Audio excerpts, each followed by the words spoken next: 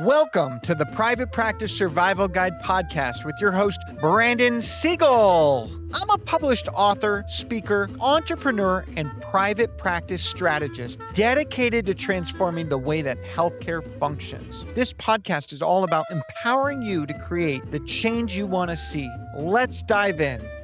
Welcome back to the Private Practice Survival Guide podcast. I'm your host, Brandon Seigel. I'm here to share some quick tips, get you all around building your practice's feedback culture. Your team knows things you don't. And so your team is all about seeing things that often are not expressed. They see the inefficiencies, the friction points, the morale issues before you do. The question isn't whether the information exists, it's whether you've built your culture where it flows to you. How open is that stream? How do you structure your feedback culture? And so employees who say they want more feedback from their managers is 65%. I'm going to say that. 65% of employees say they want more feedback. Organizations with a strong feedback culture have 14.9% lower turnover. Employees who received regular feedback are 3.6 times more likely to be engaged at their work. Only 26% of employees strongly agree that feedback they receive actually helps them improve. That problem isn't frequency, it's quality. So I want you to implement Feedback Fridays. Feedback Fridays are structured, lightweight weekly ritual, a 5-minute end-of-week touch point where each team member shares one win, one struggle, and one request. I'm going to say that again because this is simple, it's consistent, and it will transform your organization. So here we go. 5 minutes, end of week, touch point. What are they going to share? One win, one struggle, one request. Can you do that? Win, struggle, request.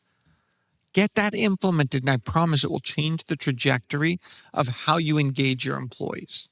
The win, what went well this week, celebrates progress. It's going to build that momentum, and it surfaces what to replicate.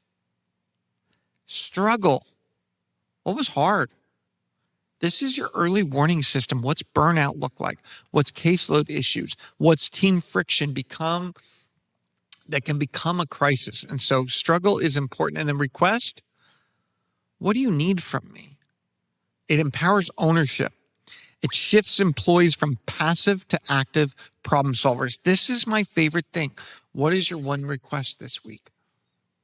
And if you want to make this every month, you can, but I love this idea of Feedback Fridays. And maybe it's, hey, we're allowing you to opt in. Every Friday, we got Feedback Fridays. Come in, share a win, share a struggle, share a request, grab a donut, and let's go, whatever that is, And so when we're implementing this, it's verbal check-in, individual meetings. It's going to build high trust. You can do this with remote teams through Slack and team messages. You can do this with a huddle if you want it to be more team-oriented, or a weekly Google form. There's many different ways for you to get this. It doesn't have to be live, but it can be live depending on the structure and what you want your organization to look like. And maybe it's 4 nonverbal actions followed by a monthly verbal action. I don't know. But the impact is here. Employees whose managers follow up on feedback are 12 times more likely to trust their leadership. That was by Zanger-Folkman. Regular brief check-ins reduce unplanned turnover by 27%. Gallup said that. In the words of Bill Gates, we all need people who will give us feedback. That's how we improve. And so this week, I want you to have one 5-minute win, struggle, request conversation. George Bernard Shaw says the single biggest problem in communication is the illusion that it has taken place. I like that. So one thing you need to understand is this idea of the feedback sandwich. It's broken. The classic feedback sandwich, and I make the mistake in this. A feedback sandwich is positive, negative, positive. Employees learn to dread the second compliment and they distrust the whole interaction. So the idea, and I coach the opposite of this, but I understand why it's wrong, is this idea of like, hey, Brandon, you're rocking at your documentation, but I have to talk to you. You really ticked off a client this week, but you're still a great employee. You got to get straight to it is what we're finding. And so we're finding that when the sandwich, why it's failing is because employees stop hearing the positive. They only hear the but. The negative message gets diluted and often isn't retained, and recipients are significantly more likely to not change their behavior because the message was unclear. So one of the things that I've looked at is this idea of the curiosity first framework. There's 5 steps. So the first thing is open with a question. Ask before you tell, let them speak first. So instead of you've been arriving late, start with, how has your schedule been working for you lately? I'm going to say that again. What if we opened with the question? So let's say that they're late. Instead of being like, hey, Brandon, you've been late lately, how has your schedule been working for you? Then you need to reflect and validate, acknowledge before redirecting. Again, this is an acknowledgement. It's not agreement. It sounds like mornings have been tough. I appreciate you sharing that. Then you need to share your perspective. Give that real feedback, that clarity without cushioning it. Here's what I'm noticing from my end and why it matters to our team. And then we need to collaborate. This is where we got to get them to the prefrontal cortex, not fight or flight. The employee co-owns the answer. Compliance will be higher. What would help you be more consistent? What do you need from me? And then affirm forward.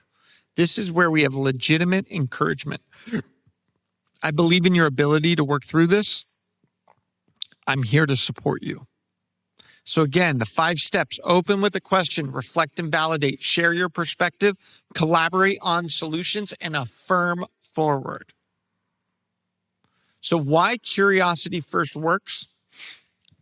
We found that 40% of employees are more receptive. So managers who ask questions before giving feedback see a 40% higher employee receptiveness.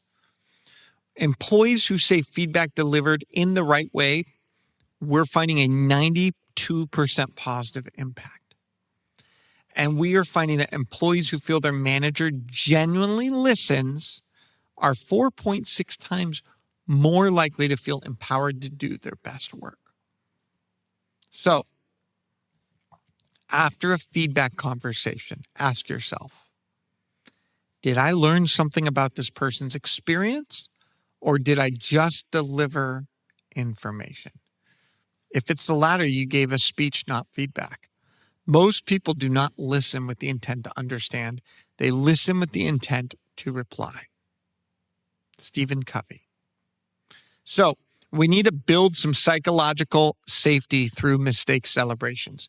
Psychological safety is the belief that one can speak up, take risks, and make mistakes without the fear or punishment or humiliation. So according to Google's Project Aristotle, it is the number 1 predictor of high-performing teams. The highest performing teams are not the ones that make the fewest mistakes. They're the ones that make where mistakes surface fastest. And this was from Dr. Amy Edmondson. Creating a mistake-oriented where we acknowledge it, we learn from it, we grow from it. That's going to help us become a higher performing team. Learn from those mistakes. So the mistake celebration format, are you ready? Run this monthly, 10 to 15 minutes. Leader goes first always and models the vulnerability you want to see. So 1, name the mistake. Briefly, factually, no dramatization. 2, what happened? Context, no excuses. 3, what we tried, even if it failed. 4, what we learned, the actual goal. 5, what we do differently, the growth commitment. So my mistake, I hired someone who was not qualified for the job. What happened? I looked at a resume. I didn't check the skill set. I didn't test the person. I didn't check references. I didn't do the appropriate measures to see the authenticity of skill set. What we tried to take them for what they said, trust their viewpoint, and train them up. What we learned, you can't train someone fast enough when there's a predefined skill set required for the job. What we're going to do differently next time, I'm going to make sure we do reference checks and better testing to see actuality and not just trust the word of the candidate. Addressing the objections. So won't this create a culture of tolerating mistakes? No, there's a difference between celebrating mistakes and celebrating carelessness. You're celebrating reflection and growth, not the error itself. What if people use this as a shield? Psychological safety doesn't mean no accountability. It means accountability without fear. The two can coexist. And so the data on psychological safety, we show 27% lower turnover, 74% employees who say a fear of failure prevents them from sharing concerns. That's huge. In healthcare settings, psychological safety is linked to significantly lower rates of medical error because staff speak up rather than staying silent. This is important. So I'm going to give you quotes, 3 quotes related to psychological safety. We're going to start with Amy Edmondson. Psychological safety is not about being nice. It's about giving candid feedback, openly admitting mistakes, and proactively seeking input. Brené Brown, vulnerability is not winning or losing. It's having the courage to show up when you can't control the outcome. Brené Brown. Carol Dweck says, in a growth mindset, challenges are exciting rather than threatening. So rather than thinking I'm going to reveal my weakness, you say, here's a chance to grow. So here's my leader's challenge for you. Before you can build psychological safety in your team, you have to build it in yourself. What mistakes are you still not talking about? What failures are you still protecting yourself from? Start there. And as we create a structured performance review system, we're going to be able to do these things. So we set a review rhythm. We're going to separate our key discussions. We're going to have a simple review template with goals, wins, growth areas, and development plan. And we're going to foster dialogue, not evaluation. And so as we create this upward feedback, we're going to create space for your team to lead up. Anonymous surveys, open door check-ins, structured 360 reviews, respond thoughtfully to each and every one, creating and cultivating the environment of growth, change, and ownership. And so having asynchronous feedback channels, having leveraged digital feedback tools, structured virtual check-ins, and cultivating remote connection are all really important in today's environment. Embrace when you said we did, communicate why not, prioritize for impact, and ultimately we need to close the loop so that people feel supported. And so this week, I want you to launch Feedback Fridays. I want you to conduct your first state interview this month, and I want you to host a mistake celebration this quarter. You know, culture is a competitive advantage. You have this opportunity to take performance and create ownership and growth. And I think I've learned that people will forget what you said, people will forget what you did, but people will never forget how you made them feel. That was Maya Angelou. I believe each and every one of us can make people feel. And so how we create this feedback is so important, and I know you can do it. Thank you for tuning into this episode of the Private Practice Survival Guide podcast. Don't forget to like us, subscribe, share us with your friends, family, write a review, and together we can thrive, not just survive. Thank you for tuning in to the Private Practice Survival Guide podcast. I'm incredibly grateful to each and every one of you. Exciting news. We're now available everywhere, from Spotify to Apple Podcasts to YouTube or anywhere you like to listen to your podcasts.